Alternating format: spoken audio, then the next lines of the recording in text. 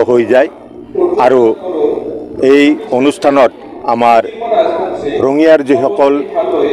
কৃতি ছাত্ৰ ছাত্ৰী আৰু সুখ্যাতিৰে শিক্ষান্ত পৰীক্ষা উত্তীৰ্ণ হ'ব পাৰিছে আৰু সৰ্বোচ্চ নম্বৰ পাইছে সেইসকলক বিশেষ সন্দীপ কলিতা মেধা বঁটা প্ৰদান কৰা হৈছে আৰু ইয়াৰ লগতে অসমৰ বিশিষ্ট সাহিত্যিক কবি আৰু কলা সংস্কৃতিৰ লগত জড়িত আৰু আমাৰ ছাত্ৰ যুৱ সমাজৰ লগত জড়িত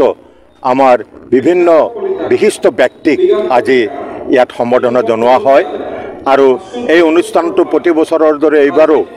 ৰঙিয়া মহাবিদ্যালয়ত অনুষ্ঠিত হৈছে আৰু ইয়াৰ দ্বাৰা আমাৰ অকল ৰঙিয়া অঞ্চলেই নহয় সমগ্ৰ অসমতে আৰু সমগ্ৰ অসমৰ যিসকল কবি সাহিত্যিক আজি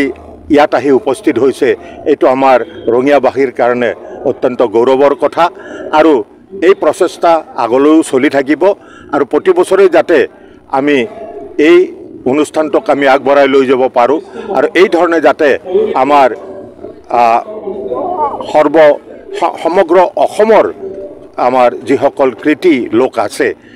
সেইসকলকো আমি আগন্তুক সময়ত আমি সম্বৰ্ধনা জনোৱা তথা তেখেতসকলৰ পৰা আমি আমাৰ এই অঞ্চলটোৰ ৰাইজে যাতে বিভিন্ন দিশত যাতে লাভৱান হ'ব পাৰে তাৰ কাৰণে আমি ইয়াত সময়ে সময়ে একোটা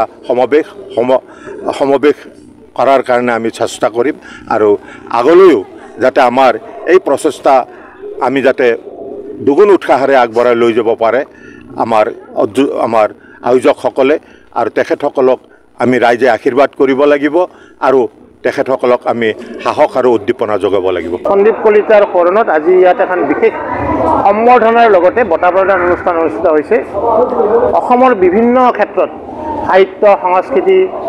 সামাজিক এই ক্ষেত্ৰসমূহত যিসকলে নিজৰ নিজৰ কৰ্মক্ষেত্ৰত পাৰদৰ্শিতাৰে ইতিমধ্যে অসমত পৰিচিত হৈছে তেখেতসকলক এই অনুষ্ঠানটোৰ যোগেদি বঁটা প্ৰদান কৰিছে। লগতে অসমৰ এজন সাংসদ ডক্টৰ ভূপেন্দ্ৰ কলিতা ডাঙৰীয়াৰ সন্তানৰ মৃত্যু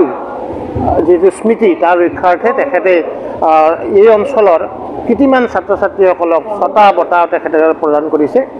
মই আজি এইকাৰণে ইয়াত সুখী যে আমাৰ সাংস্কৃতিক আলোচনী দাপোন আৰু সাংস্কৃতিক বাতৰি কাকত সংস্কৃতিৰ বাতৰি দাপোনৰ সম্পাদক মনোৰঞ্জন কলিতা বিশিষ্ট সাংস্কৃতিক তেখেত আজি 33 বছৰ ধৰি সাংস্কৃতিক জগতত তেখেতে সাংবাদিকতা কৰি আছে। তেখেতক এইবাৰ সংবাদ মহিলাৰ বঁটাৰে ইয়াত তেখেতক সন্মান জনাইছে। মই গৌৰৱান্বিত যে আমাৰে এটি দাপোন গোষ্ঠীৰ তেখেতে আজি এই সন্মান লাভ কৰিবলৈ সক্ষম হৈছে। লগতে ইয়াতে যিবিলাকে ব্যক্তিয়ে ইতিমধ্যে তেওঁলোকৰ নিজৰ